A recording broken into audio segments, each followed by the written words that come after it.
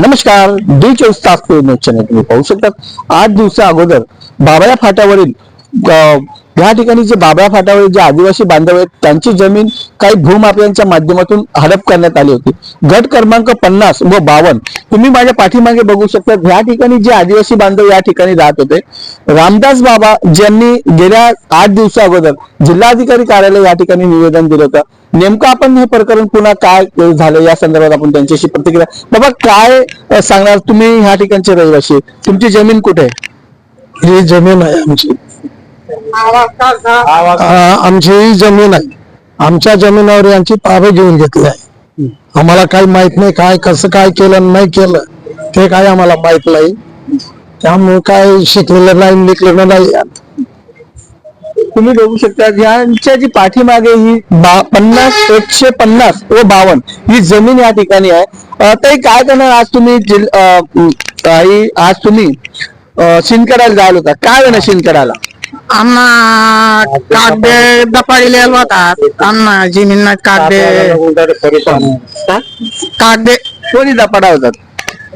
ते लखननी त्याला रे लखन हा कोण कोण जायला होतं तरी? कोण कोण जायला होतं?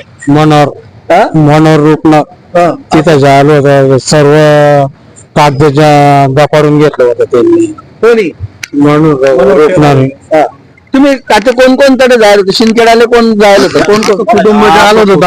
मन वडील मन भाऊ आमनं मोठ जीवन मन आई आऊन बटन बट झालं होतं। 7 वाजा लागून तडे थांबणं आता चालू जस्ट येलं तरी ते कागद सापडू देणार नाही थांबून।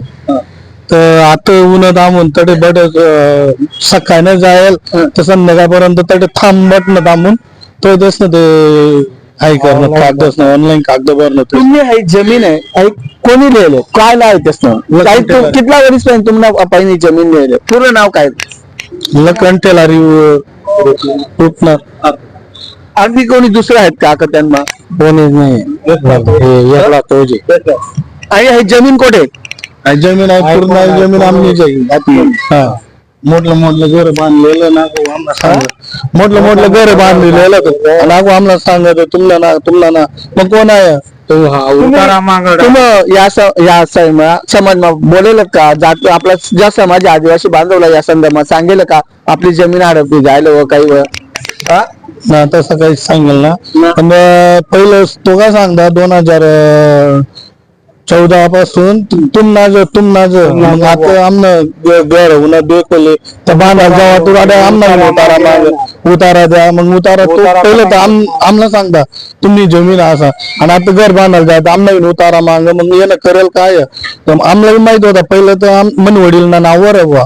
पण आता जर उतारा काढायला जात मन वडील नाव ना तस ना काय करेल ना करेल। किती जमीन किती एकर किती एकर बाबा जमीन? किती एकर ते किती एकर जमीन किती एकर आहे? जमीन गट नंबर 152 150 गट नंबर। तुम्ही बघू शकता आदिवासी बांधव त्या ठिकाणी रूम त्यांचं बेघर आलं होतं। घर बांधण्यासाठी ते जमीन मागत होते, परंतु जमीन ज्यावेळेस ते करायला लागले त्यावेळेस संबंधित काही जे व्यक्ती आहेत त्यांनी असं सांगितलं की आम्हाला या ठिकाणी तुमची जमीन नाही आमची जमीन आहे असं म्हणून त्यांनी या ठिकाणी अपील देखील केलं होतं। आपल्यासोबत आता ते सांगतात की आम्ही या शिंदखेडा तहसील कार्यालयामध्ये गेलो, आपल्यासोबत ऍडव्होकेट देखील आहे। सर काय सांगणार आपण? आज या ठिकाणी गेलं यांच्या जमिनीच्या संदर्भामध्ये शिंदखेडा या ठिकाणी काय घडलं काय सांगणार? सर दिनांक 18/12/2025 ला आम्ही मान्य जिल्हाधिकारी यांना तक्रार दिली होती की गोराणे मंडलाधिकारी व तहसीलदार शिंदखेडा यांनी मागील जे आमच्या तक्रारी होत्या त्याच्यावर त्यांनी अहवाल दिला होता की ही जमीन बेकायदेशीररित्या या जे तक्रारदार आहे यांच्या नावावरून कमी करण्यात आली व त्यांना भूमिहीन करण्यात आलं होतं। पण आज रोजी तक्रारदार हे जेव्हा त्या ज्या तक्रारीची शहानिशा करायला गेले जिल्हाधिकारी कार्यालयात पण तेव्हा कळलं की त्यांच्यापर्यंत तक्रारीचा मूळ संचच आला नाही। म्हणजे तक्रारीचं जे चौकशी झालंय त्या पोहोचल्याच नाही। मग त्यानंतर ते धुळ्यावरून डायरेक्ट शिंदखेड्याला गेले। पण शिंदखेड्यावर गेल्यावर त्यांना कळलं की आमच्या जे काही चौकशीची आणि आमच्या त्या काही तक्रारी होत्या या तक्रारीचा कुठलाही कागद आमच्या शिंदखेडा तहसीलला उपलब्ध नाहीये। मग त्यावेळेस त्यांनी तक्रारदारांनी ठिय्या आंदोलन केलं आणि संध्याकाळी 6-7 वाजेपर्यंत ते थांबले ते. मग त्यानंतर प्रशासनात काही अधिकाऱ्यांना जाग आली आणि त्यांनी तो अहवाल आज मान्य जिल्हाधिकारी यांना संध्याकाळी 7 वाजेला पाठवला. तरी आम्हाला तक्रारदार यांचं म्हणणं आहे की तो जरी अहवाल आज पाठवलेला आहे तरी तो भविष्यात ते या सुट्टीच्या 1-2 दिवसामध्ये तो एक तर लपवू शकता, एक तर त्याला ऑनलाईन माध्यमातून जो पाठवलेला आहे तो डिलीट सुद्धा करू शकता, इतकी पॉवर त्यांच्याकडे आहे. तरी आम्हाला निवेदन केलं आहे की लवकरात लवकर तो अहवाल जिल्हाधिकारी यांच्या अखत्यारीत जावं आणि त्यांनी निर्णय घ्यावा. काय सांगणार असं देखील यांच्यामध्ये असं नाही की त्या डॉक्युमेंट्स मध्ये काही खाडाखोड करण्यात आले होते. काय नेमकं काय प्रकरण आहे, कोणाचे नावाचे काय सांगणार? म्हणजे ते डॉक्युमेंट्स तुमचे आहेत ते तुम्हाला कसे कळाले? ते डॉक्युमेंट आमना असं आणि तरी होतं समजणं ते अरे आमना डॉक्युमेंट काही नाही असं करू आणि खाडाखोड करेल आणि आम्ही तसले विचारणे अधिकारीले ते आमना डॉक्युमेंट करतात ते त्यामध्ये तुला डॉक्युमेंट दिले होतात आउट टेबल टू टेबल करी करी आमले सकाळनं फिरायला आणतात.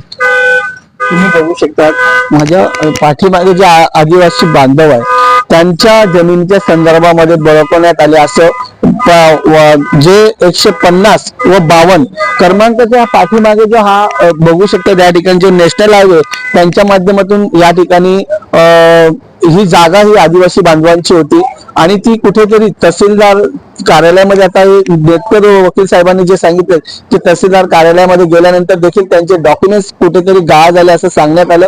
परंतु संबंधित ऍडव्होकेट असतील व नागरिक असतील त्यांनी त्या ठिकाणी ठिय्या आंदोलन केलं आणि त्यांना त्या ठिकाणचे जे डॉक्युमेंट्स मिळाले आणि पुढील चौकशी ही व्हावी या संदर्भामध्ये देखील त्यांनी आज 24 तास पूर्ण चॅनलवर देखील प्रतिक्रिया दिली आणि जिल्हा न्यायालय व जिल्हा अधिकारी कार्यालयासमोर हे नक्कीच त्या ठिकाणी जाऊन चौकशीची मागणी या ठिकाणी करणार आहे. कॅमेरामॅन निवेश जोडसे, जानी पवार, 24 तास पूर्ण चॅनल. जय हिंद, जय महाराष्ट्र.